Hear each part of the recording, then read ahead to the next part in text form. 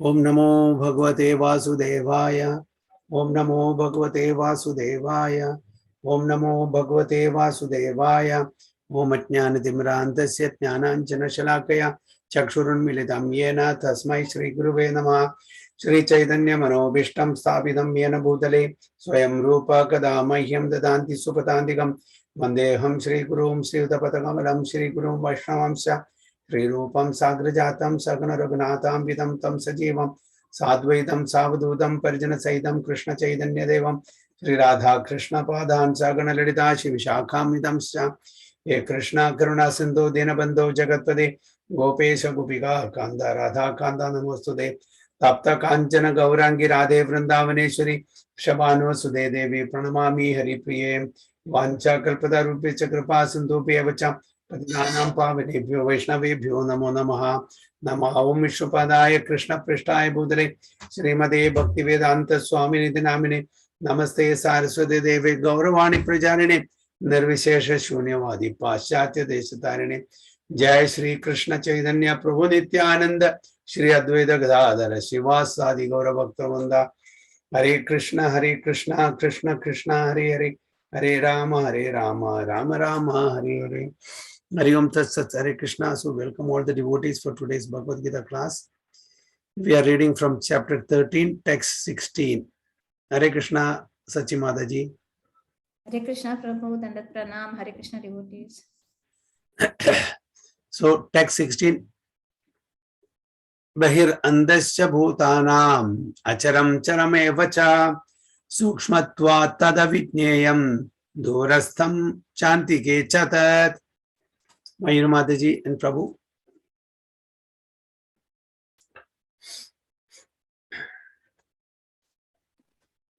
Hare Krishna Prabhuji. Hare Krishna.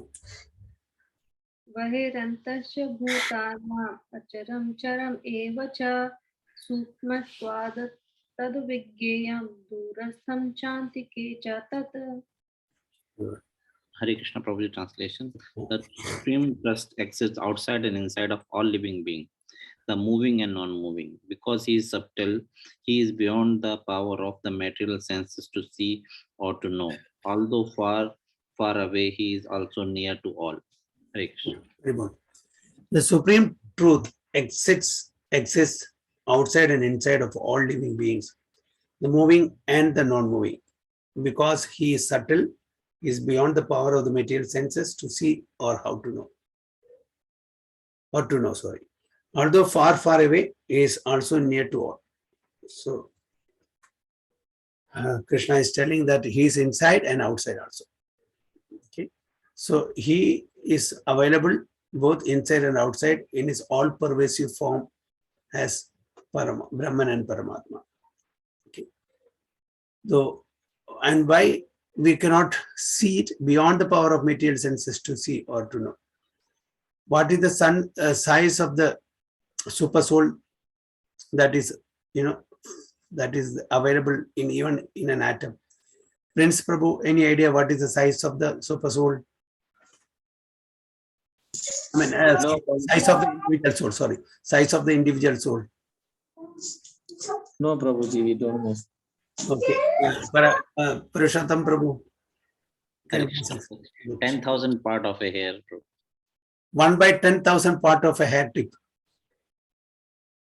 So, as per Sweta Upanishad, the size of the individual soul is 1 by 10,000 part of the tip of the hair. So, you take our hair and the tip of the hair, cut into 10,000 parts. One of such part is the size of the individual soul. That soul which pervades the whole body, that which gives us the consciousness to the body, which the science cannot find out, cannot experience, or cannot see through any devices, through any instruments. So that is the size of the individual soul. Okay. Although he is far, far away. How he is far away? As Bhagwan is far away from this material world, but at the same time he is near in his feature as Paramatma. He is available everywhere. In Vedic literature, we understand that Narayana, the Supreme Person, is residing both outside and inside of everything. Every living entity is present in both the spiritual and material worlds. Although he is far, far away, he is near to us. These are the statements of Vedic literature. Asino duram vrajati shayano yati sarvata kathopanishad. And because he is always engaged in transcendental bliss, we cannot understand how he is enjoying his full opulence. We cannot see or understand with these material senses. Therefore, in the Vedic language, it is said that to understand him, our material mind and senses cannot act. We will not be able to understand him with our material senses. That's why he's called Achintya. What is Achintya? Means inconceivable. Inconceivable to our material senses. Okay. Why? Any idea, Saraswati Mataji, why we cannot understand him with our material senses? What is the limitation that our material senses?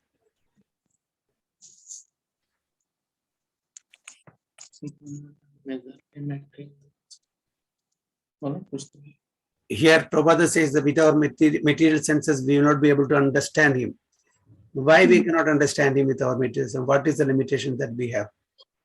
We should go beyond the material senses to have an understanding of the Supreme Personality. Okay. So what is wrong with our material senses? We are too occupied with the material senses that we are not able to give enough thought into. Measurable. Bhagwan is not measurable. Okay. I'll explain to you. Actually, we have 4 defects. Okay. Because of which, we'll not be able to understand the things as it is of this material world.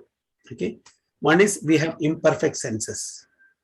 How we can prove that we have imperfect senses? For example, if we are seeing the moon and sun in the sky, okay, is it the size that we are seeing, the size of the sun and moon? Is it what we are perceiving? No. That means our eyesight is not perfect. We can cover the sun, which is so huge, with a small 1 rupee coin. Just keep it close to our eyes. Okay, that rupee coin, we can block the vision of the sun. We will not be able to see the sun. Just 1 rupee coin. What is the size of the sun? Thousands and thousands of kilometer radius. So that means what we are seeing is not the correct. Okay? Our eyes are imperfect. Can we see what is happening in another room with our? No. So that means there is a limitation. So our eyes, for example, one senses like that, our hearing power. What is spoken in the next room, we won't be able to. Even if some weird conversation, we won't be able to. If it is far in another country, can we know? So that means our hearing power is limited. It is imperfect. Okay. And similarly, our touch, okay, smelling, all this, and the tongue, all these senses have its own imperfectness, because of which, we say that the senses are imperfect. So that is one of the defect. So it is not the world is, or the things that we see is not as we see it or as we perceive it. We see something, but the fact may be something else. Okay, so that is one. That is imperfect, and we are subject to be illusioned. So what's the example that we can give for illusion? On a hot sunny day, on the main road, we see some mirage. Okay? We mistake that to be some water. As we approach near and near, we see there's no water. So it's an illusion. Sometimes we mistake a rope to be a snake.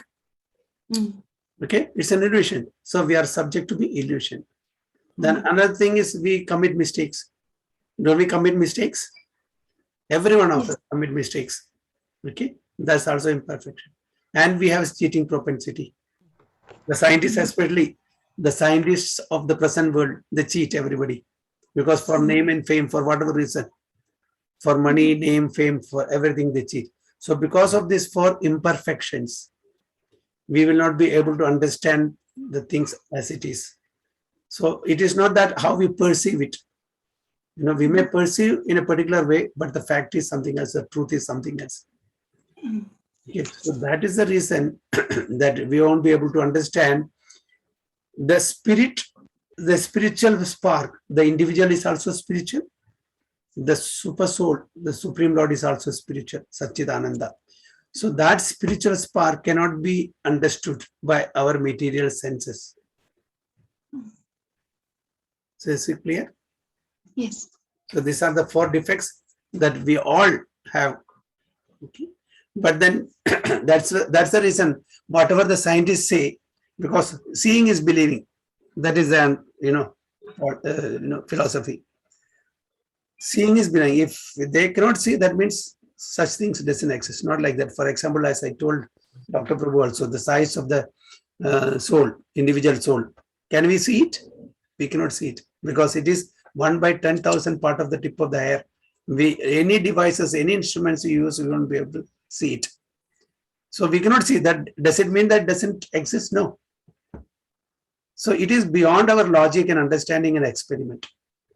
Things of this material world itself is so what you call confusing, bewildering to us. So what to speak of the transcendental things, spiritual things, which is beyond the capacity to perceive, isn't it? So he is inconceivable. So as Bhagavan, he is there far, far away in his original form as Supreme Lord. We cannot see or understand with these material senses. Therefore, in the Vedic language, it is said that to understand him, our material mind and senses cannot act. But one who has purified his mind and senses by practicing Krishna consciousness in devotional service can see him constantly. So what is the possibility that how can we see him? We have to purify our senses. So now at the present moment, we have material senses, our mind, intelligence, and all material. Okay, senses are material. We have to purify this and make it transcendental, make it spiritual. Then we will be able to see him. That is the only way. It is confirmed in Brahma Samhita that the devotee who has developed love for Supreme Lord can see him always without cessation. What is that sloka in Brahma Samhita? Anyone remembers?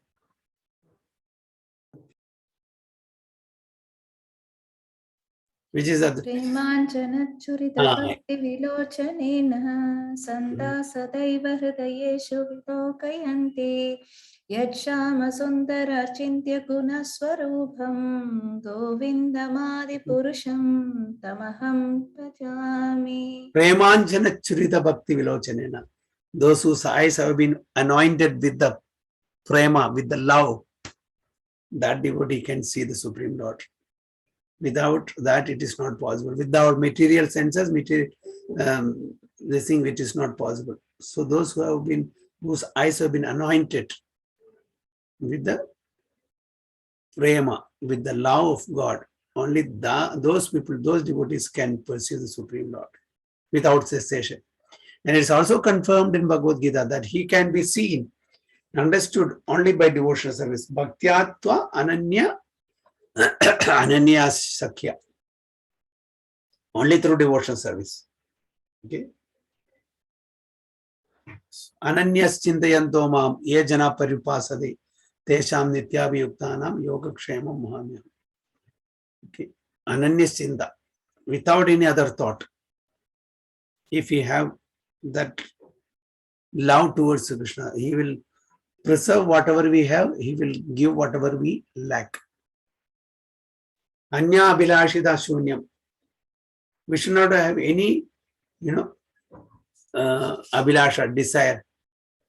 It should be shunyam, to enjoy the material nature. Jnana karma adi anamrutam. Anu kulyana krishnanu shilanam bhakti ruttama. Whatever is favorable for Krishna, that is the uttama bhakti. We should practice that. No, we should not be hankering for jnana, karma, adi, etc., dhyana and all. Total surrenderance, total devotion service. Manmana bhav madbhakto madhyaji mam namaskuru mam evasi satyam te pratijane priyosimi. Okay, Manmana, always remember me. Mav bhakto, become my devotee, worship me, pay obeisances unto me. So this way, we will be able to see him without any cessation. I was just listening to Jagasaksha Prabhu's class. So he was explaining in Bhagavad Gita, Lord has given, Guhya, Guhyataram and Guhyatamam knowledge. Guhya means confidential. Guhyatara means more confidential. Guhyatama means most confidential.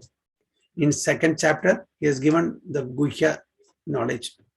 And in fifth chapter, he has given the Guhyatara knowledge. And in ninth chapter, he has given the Guhyatama knowledge. So what is Guhya knowledge? Is confidential. Why it is called confidential when it is openly given in Bhagavad Gita?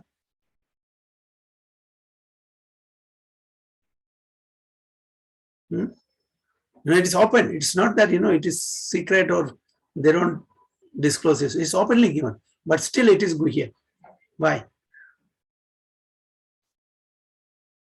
Yes, Purushottam Prabhu.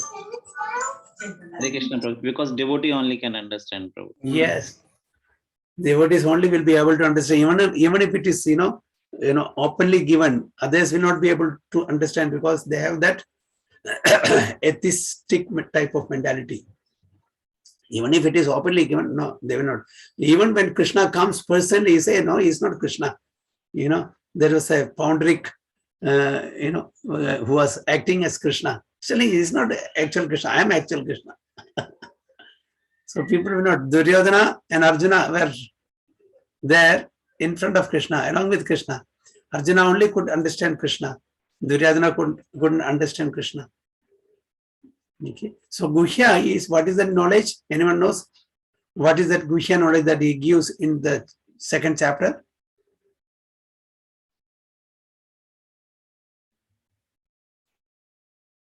Anyone? Any guess? We are not the body, we are the soul. Yes, we are not the body, we are the soul. That's a concept.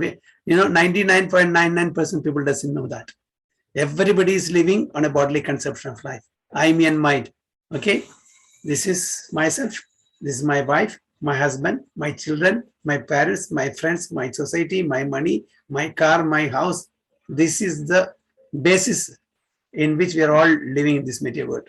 Nobody understands that, in this body, I am dwelling. The soul is dwelling. The self is dwelling. Nobody understands that. So this higher knowledge is given by Krishna to Arjuna. This is Guhya, confidential knowledge. Okay, secret knowledge. How many of us, apart from those who are following spirituality, understand or accept this fact? Okay, even if you tell people outside, they will not accept. That's why it remains confidential only. You tell your friends who doesn't have any knowledge about this, that you are not the body, you are the soul, they will laugh at you. Isn't it? They will mock at you, you have gone mad. What is the guarantee or what is the proof that there is a soul inside the body? Can you show me? They will say, can you show me? Do you have the qualification to see that? No. So for everything we should have some qualification. To get admission into university or medical university, engineering university, there are some prerequisites. If you fulfill that only, then you will be able to get admission. So anybody says, I want to get admission in the university without any qualification, it's not possible. So to see the spirit soul, okay, to see the Supreme Lord, we should have certain qualification.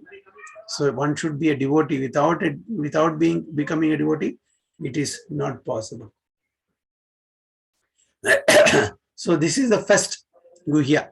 Okay, we are not the body, we are the soul. This is what Krishna is telling Arjuna. And what is the second? Any thought? Any guess?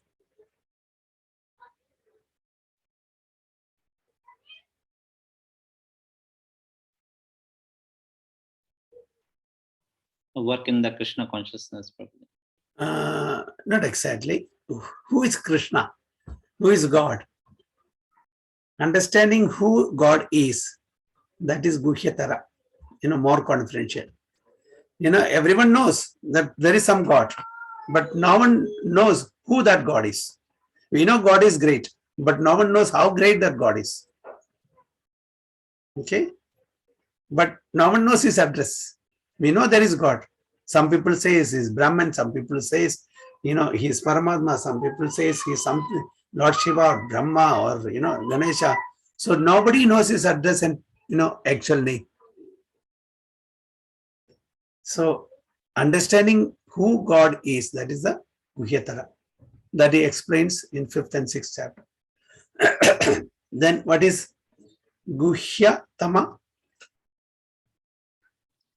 Knowing our position with Krishna, Prabhuji. Jivere Sarupa Krishna Nityadas. Yes. Knowing that we have a relationship with the Supreme Lord. Okay, we have a relationship with the Supreme Lord. To realize that position, okay, that is the Guhyatama. Rajavidya Rajaguhyam Pavitram Idam Uttamam. Okay. Pratyakshaavagamam Dharmyam Susukham Kartamabhyam. Okay. This is Rajavidya, Rajaguhyam, king of knowledge. Okay. The most confidential, Rajaguhyam. So, first to understand, we are not the body, we are the soul, that is Guhyam. Guhyataram is to understand who God is, and Guhyatamam is to understand the position, our position with the Supreme Lord. So this is what he was explaining. So any comments or any question?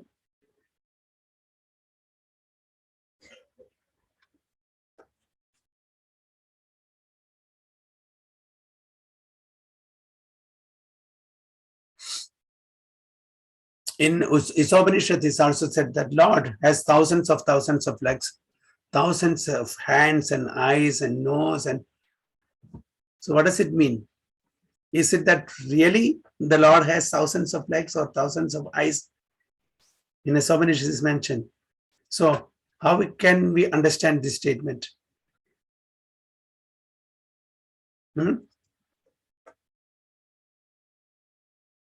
How can we understand this statement of Isopanishad?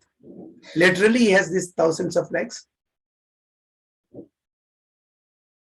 We can understand, Prabhuji, that God is personalized with everyone. So he's available, personalized with everyone. So we have 1,000 people here, so he is personalized with everyone. Yeah. He interacts with personal level with everyone. So he expands as Paramatma is everywhere. Okay, is everywhere. So that is what we have to understand. So in his feature as Paramatma, he is present in each and every atom. That means he knows whatever is happening in any nook and corner of this creation. That's what it means. So and he can run faster than the mind. Okay. When Gajendra called him, within no time he appeared. How a person who is there in the spiritual world, billions and trillions and miles away, he can be present within no time to save Gajendra. So mind is faster than everything. We know that. Right? Mind travels faster than even light. Light travels very fast. So mind travels faster than the light. But there is something else which travels faster than that. What is that? Kripa of Bhagavan, Prabhu. Haribol. Yes. Mercy of the Supreme Lord. That's how, Lord Hari came to save Gajendra. Okay. Even before he could think, Lord was present there. So mercy is faster than the mind also. Okay, anything else? Any other points?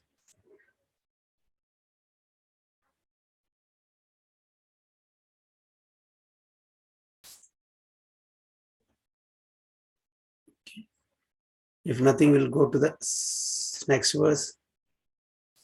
Avibhaktam cha bhuteshu vibhaktam iva sastitam bodha bhartr cha tajneyam gasishnu prabha vishnu cha. Sachimataji and Prabhu. Hare Krishna Prabhu. Hare Krishna. अविभक्तं च भूतेषु विभक्तं इव च स्थितं भूतभार्तृ च ते तज्ज्ञेयं कृष्णेष्णु प्रभविष्णु च. Very good. Hare Krishna Prabhu, translation. Well said. Although the super soul appears to be divided among all beings, he is never divided. He is situated as one. Although he is the maintainer of every living entity, it is to be understood that he devours and develops all. Very good. Not that the super soul appears to be divided among all beings. He is never divided. He is situated as one. Although he is the maintainer of every living entity, it is to be understood that he devours and develops all. So, as he is available as super soul in each and every atom, not only in each and every living entity, is each and every atom. It doesn't mean that he is divided and he loses his quality. So, in the material world, suppose we have a cake, we make into pieces. Okay, then you give it to the people. Okay, then it never remains the cake. Everybody is getting a portion of that. It is not the whole cake. But here, the Lord has expanded himself into Paramatma feature and is available everywhere. But does he loses his quality or his quantity? How can we substantiate that? He never diminishes. What sloka can we quote? Prabhuji, Purnameda, Purnameda. Om Purnamida Purnamidam Purnat Purnamudachyate Purnasya Purnamadaya Purnam Eva Avachishya. He is Purnam. How much ever you take from Purnam, how much ever we give it Purnam is still Purnam. Purnam Eva Avachishya. Whatever balance is also Purnam. Unlike in the material world, the spiritual maths is 1 plus 1 equal to 1, 1 minus 1 equal to 1. Material world, you have 1 million rupees, you take 500,000 rupees, what remains is 500,000 rupees. Okay. You have 10 rupees, you take 9 rupees, what remains is 1 rupee. It's not Purnam. Okay. But as per the spiritual maths, you have 1 rupee, okay, that is Lord Krishna, for example. How much ever from him comes, expands as Paramatma, is still 1 rupee. And all the Paramatmas goes back, all the Jivatmas goes back to him, is still 1 rupee. So the maths of the material world and the maths of the spiritual world is contra. It's not the same. That's why it says is Purna, absolute. Okay. So Hare Krishna, Prabhu. Hare Krishna, yeah. In Bhakti Vaibhav class, Prabhuji asked the question, when Krishna come on the material world, what happened in Golok Vrindavan? It's locked down there because Krishna come down to the earth. What the people was doing there without Krishna there.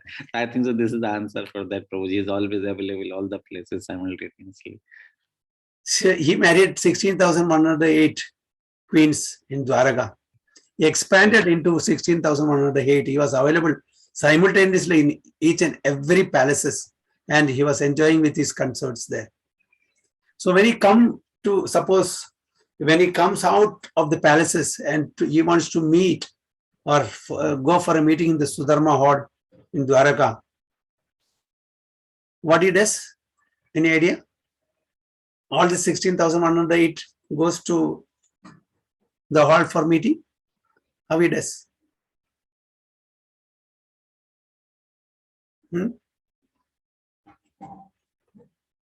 There are Seems he's available in all the places. So he's Supreme Personality. So No. he's What there as well. my question is, there are 16,108 palaces, and he has expanded into 16,108 forms. And he comes out, he has to attend a meeting. Okay. So he comes out, all of them comes out. So all the 16,108 goes to the meeting. How he does it, how he manages it. And he became one only. Yeah, he will merge into one. All the 16,108 will merge into one. Then he goes, one person goes. Not that all the 16,108 Krishna goes. This is how he goes for the meeting. So the Lord is situated in everyone's heart as a super soul.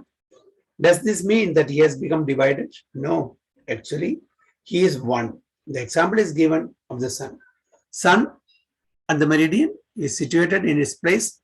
But if one goes for 5,000 miles in all directions and asks, where's the sun? Everyone will say that he is shining on his head. See? Everyone will say it is on my head only. In the Vedic literature, this example is given to show that although he is undivided, he is situated as if divided.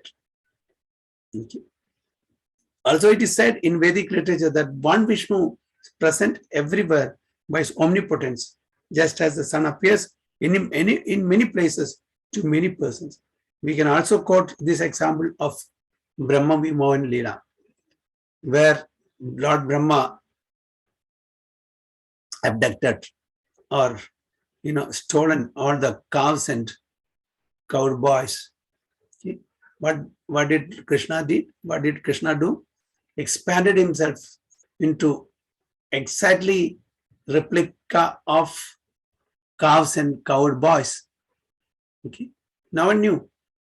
But the mothers or the gopis, the elderly gopis were finding so much attraction to their children than before. What was the reason? They didn't know. Before it was not so much attraction. They were getting so much attracted to their children and cows because it was the Supreme Personality of God. It is natural. It was not there before. So for 1 year, they were feeding, they were taking care of the Supreme Personality of Godhead. 1 year. When Lord Brahma understood his mistake and came and asked for forgiveness. So he is situated as if divided. Also it is said in Vedic literature that one Vishnu is present everywhere by his omnipotence. Just as the sun appears in many places to many persons. And Supreme Lord, although the maintainer of every living entity, devours everything at the time of annihilation. So how the annihilation takes place? Okay. There are 4 types of annihilation. I think Tarini Mataji, you will know it. Tarini Mataji, what are the 4 different types of annihilation? You remember? We explained this in the previous classes. Yes, Prabhuji, but proper name I couldn't remember. One is that Mahapralaya that happens with my Karnodeka Shai Vishnu, and one is with the living entity that cross body changes. That one, Prabhuji. Okay. Can anyone? Then the 3 lokas, that one. Yeah. So can anyone explain one after one? what more precisely? How the different types of annihilation takes place? What are the 4 different? Mainly, there are 4 different types of annihilation. One is Prakrtika, one is Naimitika, one is Atyantika, one is Nitya. Okay. These are given in 11th canto of Srimad Bhagavatam, I think. Prakritika. What is Prakritika? At the time of life duration of Brahma is finished, the whole universe, the whole material creation goes back to him. Okay. And what is Naimitika? Naimitika is temporary. Is temporary annihilation. That is one one day of Brahma when it finishes. Okay, temporarily it also goes back. I think I'm not mistaken. Anyway, I'll clarify that once again. And Nitya and Atyantika is liberation from this material world. When the body destroys here, gets a transcendental body, goes back to the spiritual world. That is Atyantika. And then Nitya pralaya is happening. How? Every cell of our body gets distracted. Every time, the destruction takes place. Nitya. We keep changing our body. That is Nitya. So these are the 4 types of annihilation that is given in the Srimad Bhagavatam. I think Naimitika is, I think it is one day of Brahma, if I'm not mistaken. I have to clarify, I don't remember exactly.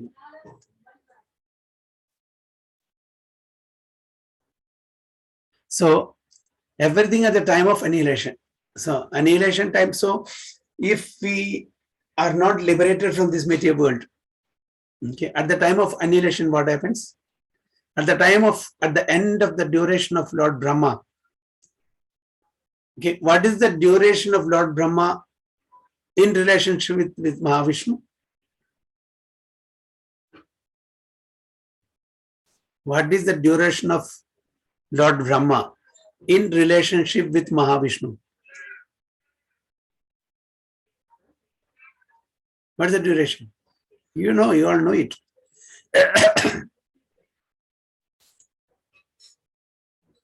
Huh? Bhakti Shastri, Bhakti Vaibhav students, please. Yes, Prabhuji. So, Prabhuji, 1000 time Chaturyugi is the one day of Brahma, and the same is the night. And then he has to have 100 years of life. Yeah, that's the duration. I'm in relationship with Mahavishnu. What's the duration? Yeah, your calculation is correct. Yes. One breath of breath. Exhalation. Ekshwas. Ekshwas. That is it.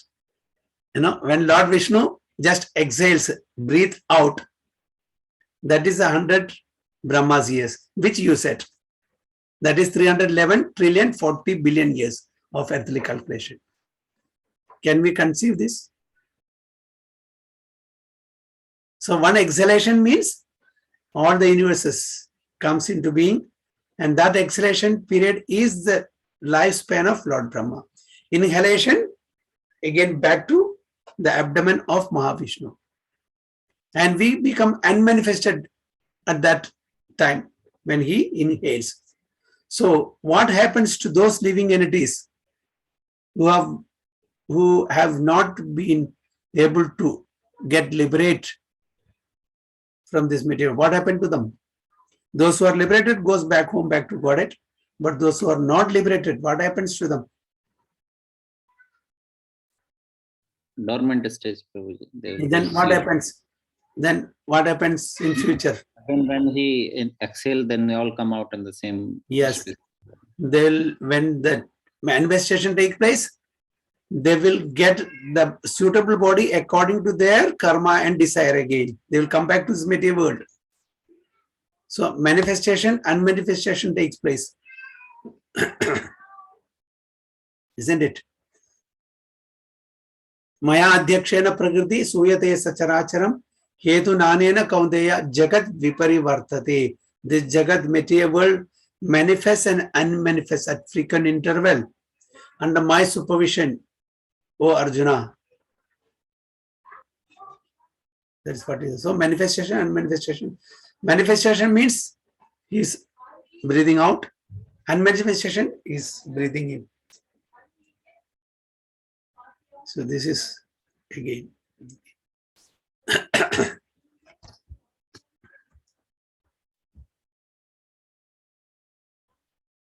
So this was confirmed in the 11th chapter when the Lord said that he had come to devour all the various assembled at Kurukshetra. Okay, 11th chapter is telling Arjuna that don't worry, you don't think that you are the person who is doing all these things. Arjuna, don't think that you are being instrumental. You are used as an instrument in my hands. They've already been devoured by me. They're already been killed by me. They're all, demonic mentality, having demonic mentality. But I'm using you as an instrument. You take the credit. You take the credit. Why you are running away from this? So he also mentioned that in the form of time, he devours also. So time is destroying everything. Is there anything that cannot be destroyed by time? Everything gets destroyed. Everything material gets destroyed.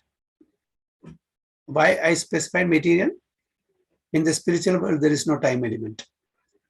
So there is no destruction there. So everything material will be destroyed by the passage of time.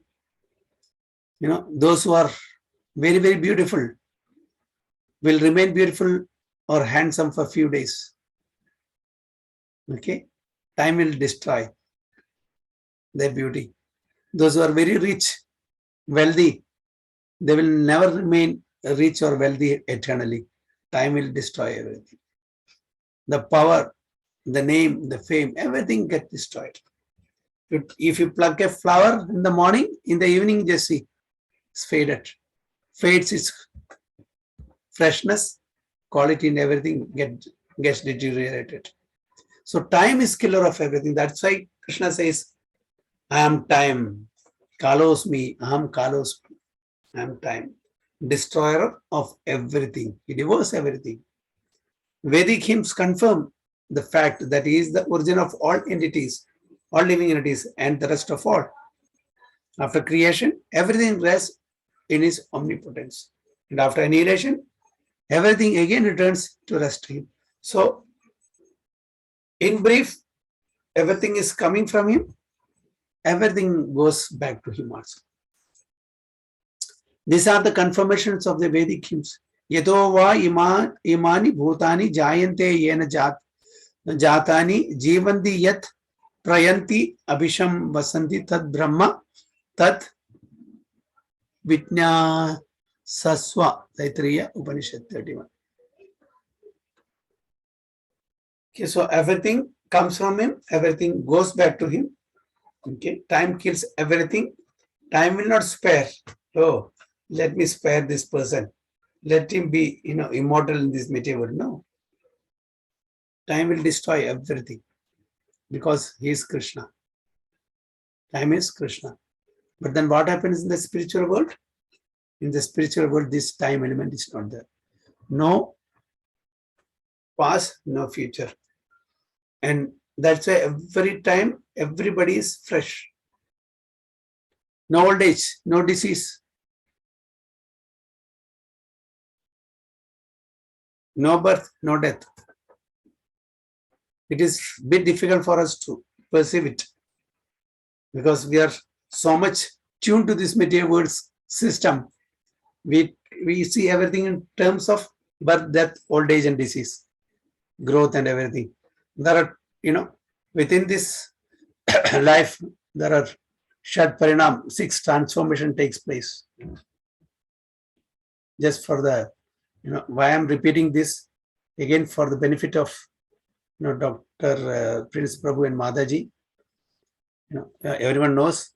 I'm repeating certain things which everyone knows. Since they're little new, I'm just repeating certain things. So, what are the 6 transformation that takes place? Any idea? This is called Shad Parinam. Can anyone explain, Purushottam Prabhu? Hare Krishna. Hare. That's called Prabhuji birth, growth, sustain, rebirth, old age, and death. Yeah, very good. Okay, so we are all born. Okay, we grow, we maintain, and we get byproducts, we dwindle, and finally we die. So this transformation, parinam, is there for every living entity, irrespective of what body they have. This happens. Once we take birth till death, this 6 transformation takes place.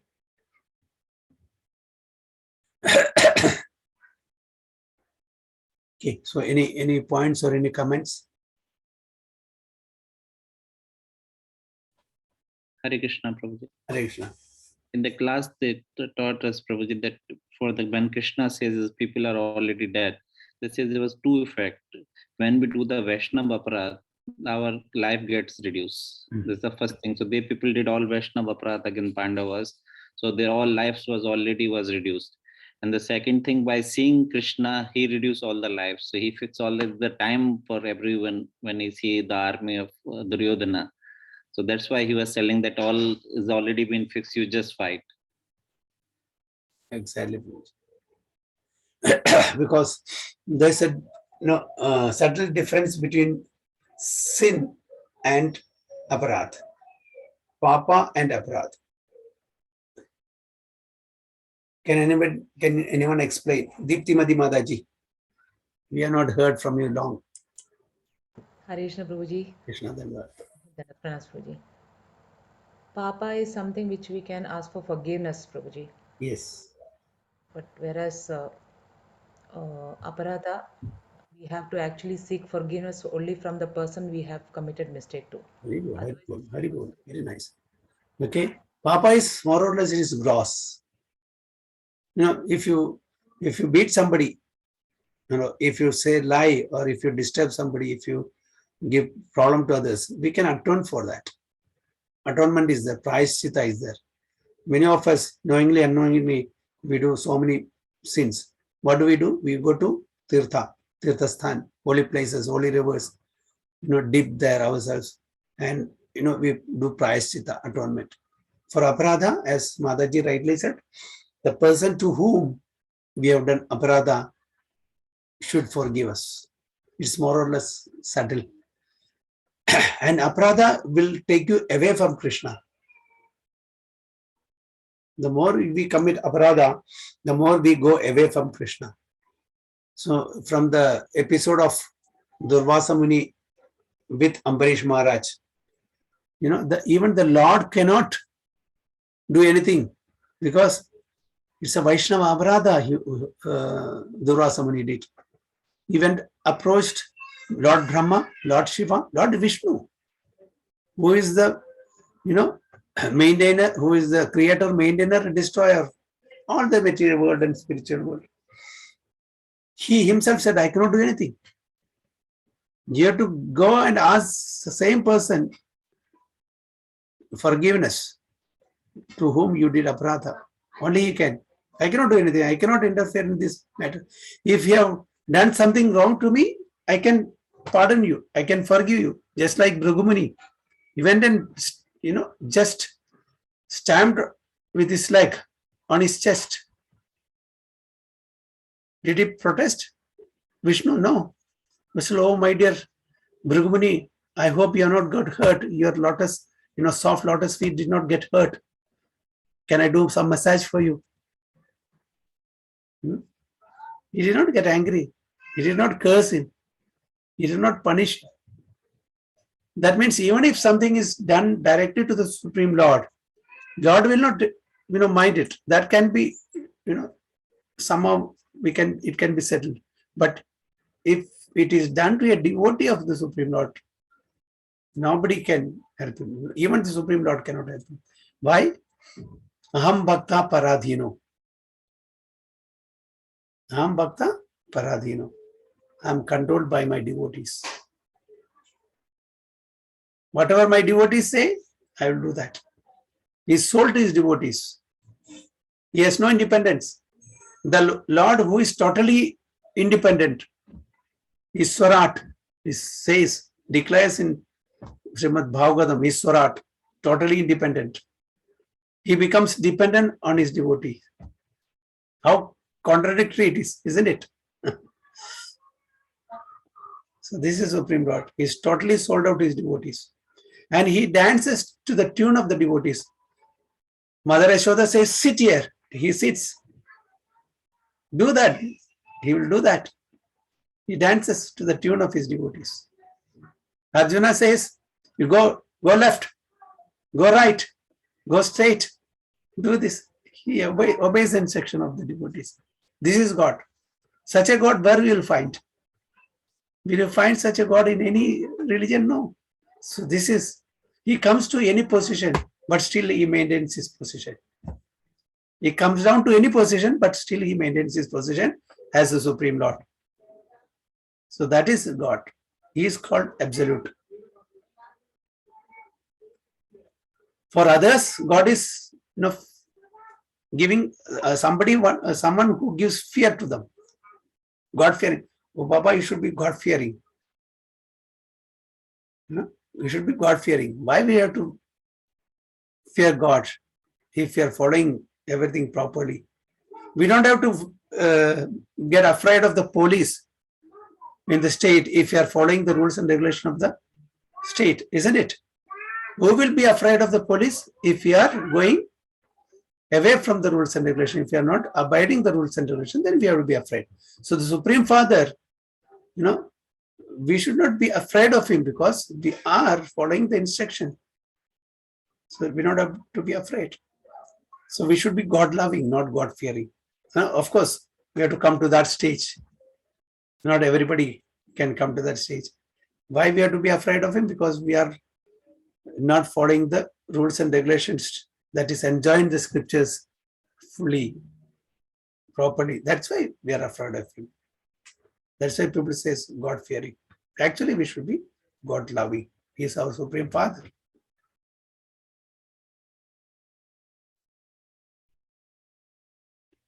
So next is 18. So we'll take it next week. I'll stop here.